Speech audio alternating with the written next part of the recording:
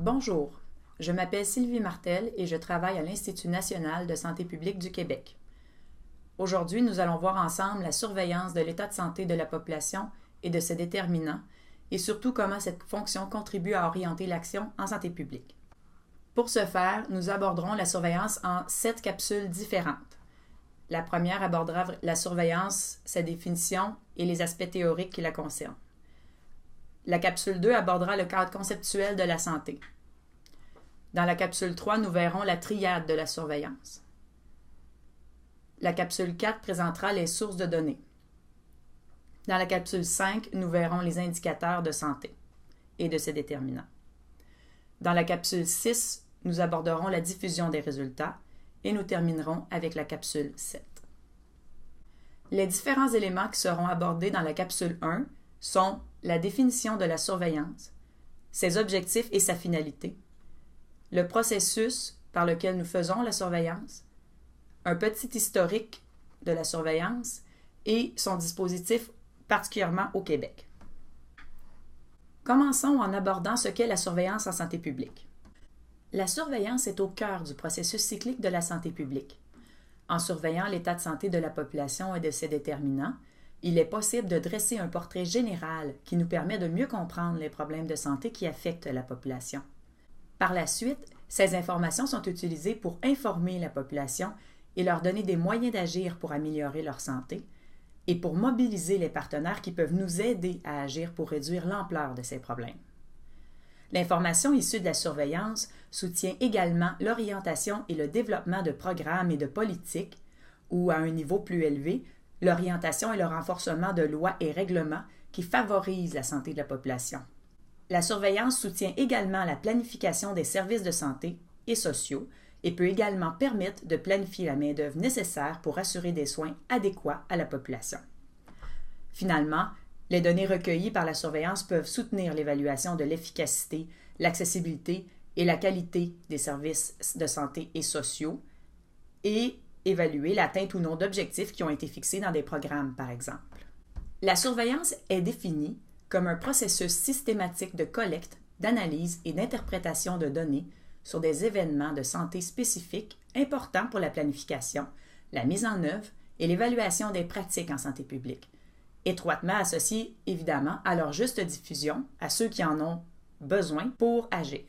Ce qu'il faut retenir de la surveillance, c'est qu'elle est systématique et pérenne, donc elle ne se termine jamais. Il faut évidemment faire circuler l'information pour informer la population et les décideurs qui sont en mesure d'agir pour améliorer la santé. Et évidemment, le but premier de la surveillance est de servir l'action en santé publique. La surveillance se distingue de la vigie et de la recherche.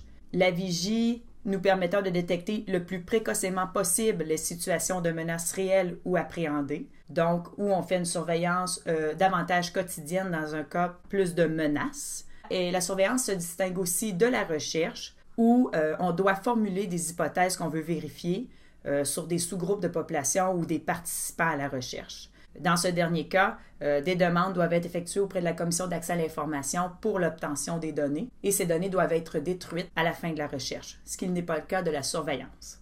Voyons maintenant la finalité de la surveillance. La Loi sur la santé publique de 2001 précise qu'une surveillance continue de l'état de santé de la population et de ses facteurs déterminants doit être exercée afin d'en connaître l'évolution et de pouvoir offrir à la population des services appropriés. La Loi sur la santé publique de 2001 mentionne 4 fonctions essentielles de santé publique: la promotion, la prévention, la protection et la surveillance. Dans cette loi, on précise également ce qu'est la finalité de la surveillance, c'est-à-dire que la surveillance continue de l'état de santé de la population et de ses facteurs déterminants doit être exercée afin d'en connaître l'évolution et de pouvoir offrir à la population des services appropriés. L'essence de la surveillance en santé publique est l'utilisation de données pour suivre l'évolution des problèmes de santé afin d'en faciliter leur prévention ou leur contrôle. Il est également important d'informer adéquatement la population sur sa santé et ses déterminants afin de lui donner les moyens d'agir pour améliorer leur santé. La Loi sur la santé publique de 2001 précise les objectifs qui sont visés par la surveillance. Dresser d'abord un portrait global de l'état de santé de la population. Observer les tendances et les variations temporelles et spatiales. Par exemple, comparer le territoire rural avec le territoire urbain ou essayer de situer le Québec parmi les provinces canadiennes. ou encore parmi des pays comparables à l'international. Détecter les problèmes en émergence. Un bel exemple de l'atteinte de cet objectif est l'arrivée de la H1N1, pour lequel nous n'avions pas de source de données identifiée au moment de la survenue, puisque c'était un problème qui était nouveau, mais pour lequel il a fallu s'organiser rapidement pour essayer d'identifier des sources de données qui nous permettaient de compiler les cas de H1N1. Identifier les problèmes prioritaires. L'obésité, par exemple, a toujours été un problème qui est connu et reconnu.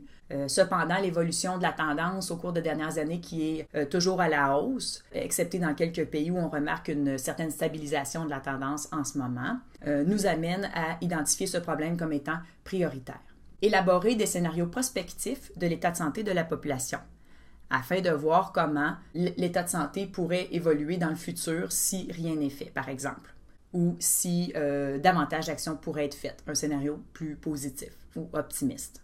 On pourrait également avoir des scénarios plus négatifs. Suivre l'évolution au sein de la population de certains problèmes spécifiques de santé et de leurs déterminants. Par exemple, les inégalités sociales de santé qui pourraient être suivies de façon spécifique et bien documentées pour aider à orienter l'action.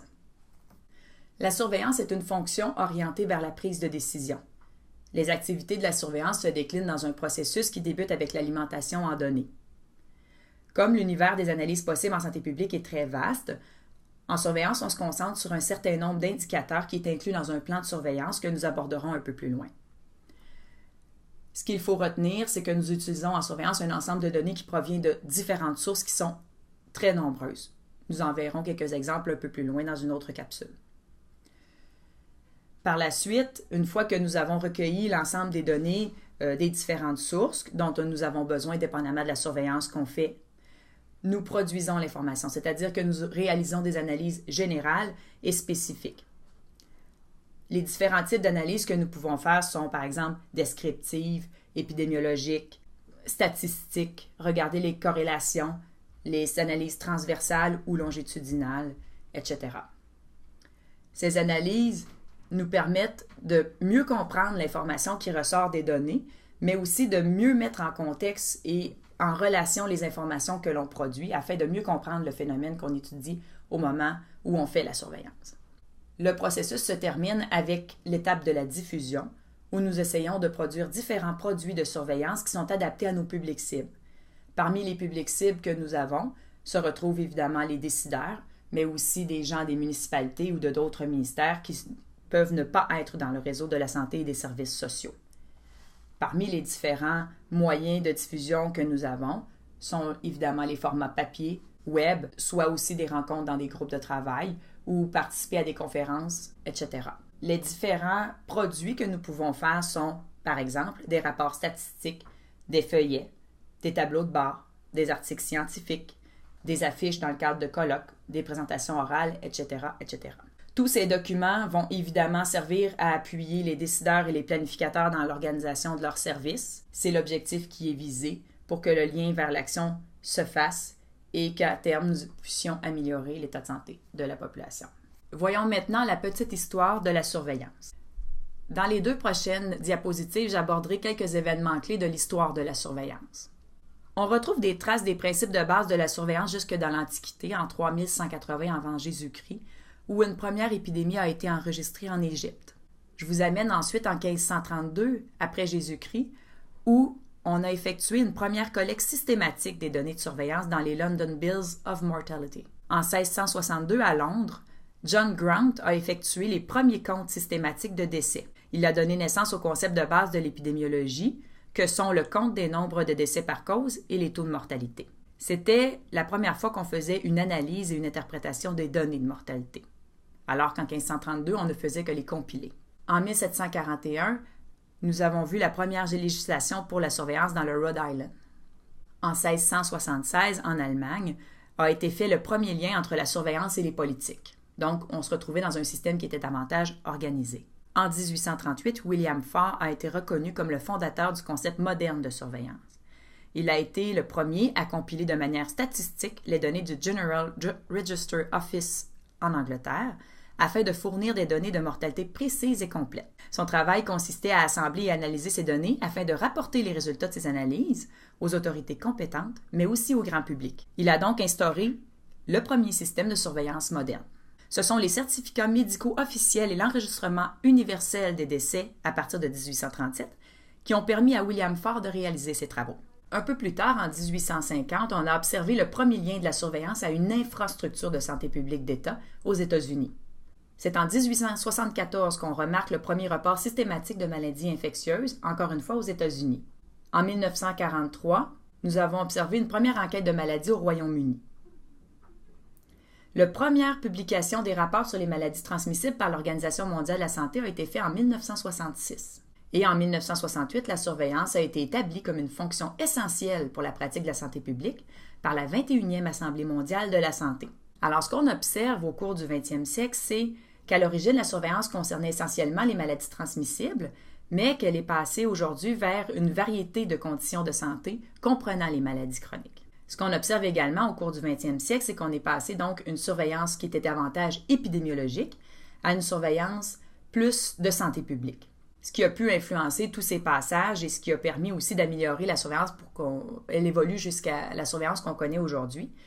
Ça a été la création des registres médico-administratifs, par exemple pour les populations, décès, naissance, hospitalisation, qui a permis d'avoir un accès amélioré aux données et aussi le développement de multiples sources sur lesquelles tous nos travaux sont fondés. Une utilisation croissante de l'informatique et des technologies de l'information qui sont des outils essentiels quand on fait de la surveillance, mais également le développement de méthodes d'analyse comme épidémiologiques, démographiques, statistiques, géographiques pour faire parler les données et nous permettre d'établir des liens entre les informations que l'on produit.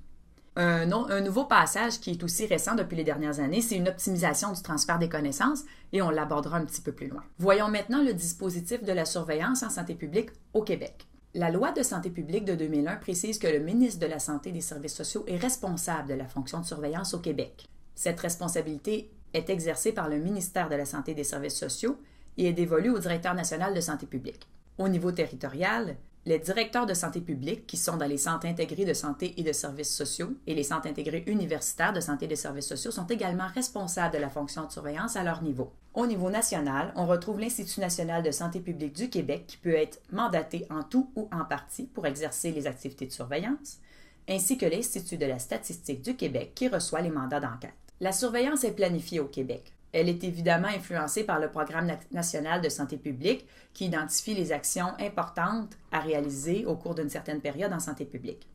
Tous les indicateurs nécessaires pour suivre l'état de santé de la population et de ses déterminants sont identifiés dans un plan national de surveillance qui réunit à la fois les niveaux national et territorial. En plus des indicateurs, le plan de surveillance nous demande d'identifier les sources de données qui sont nécessaires pour calculer ces indicateurs et les renseignements comme les variables de croisement, par exemple, qui sont nécessaires pour suivre l'état de santé de la population et de ses déterminants. Le plan national de surveillance contient plus de 1000 indicateurs nécessaires pour suivre l'état de santé. Évidemment, chacun de ces indicateurs doit être nécessaire, donc il est important de bien être en mesure de justifier au comité d'éthique en santé publique, mais aussi à la commission d'accès à l'information pourquoi nous avons besoin de cette information. L'exercice de dresser le premier plan, qui s'appelait le plan commun de surveillance, qui est à l'origine maintenant du plan national de surveillance, nous avait permis à l'époque d'identifier une lacune dans les données sur les aspects sociaux de santé. Lacune qui a maintenant été corrigée et qui a permis d'élaborer de nouvelles enquêtes qui nous permettent maintenant de documenter ces aspects sociaux qui étaient plus déficitaires. Alors maintenant, nous sommes en mesure de produire différents indicateurs qui ont des aspects plus sociaux, comme par exemple le sentiment d'appartenance à la communauté, la satisfaction par rapport à la vie sociale, la violence, la vulnérabilité dans le développement des enfants, les idées suicidaires, l'estime de soi, l'empathie, etc. Ceci a été rendu possible grâce à l'identification d'enquêtes nécessaires qui nous permettent de calculer les indicateurs qui sont identifiés dans le plan national de surveillance en les inscrivant dans un plan ministériel d'enquête socio-sanitaire. Ce plan prévoit le développement ou la continuité des enquêtes qui sont nécessaires pour produire l'information dont nous avons besoin pour surveiller l'état de santé de la population et de ses déterminants. Au niveau territorial, nous avons également des plans régionaux de surveillance.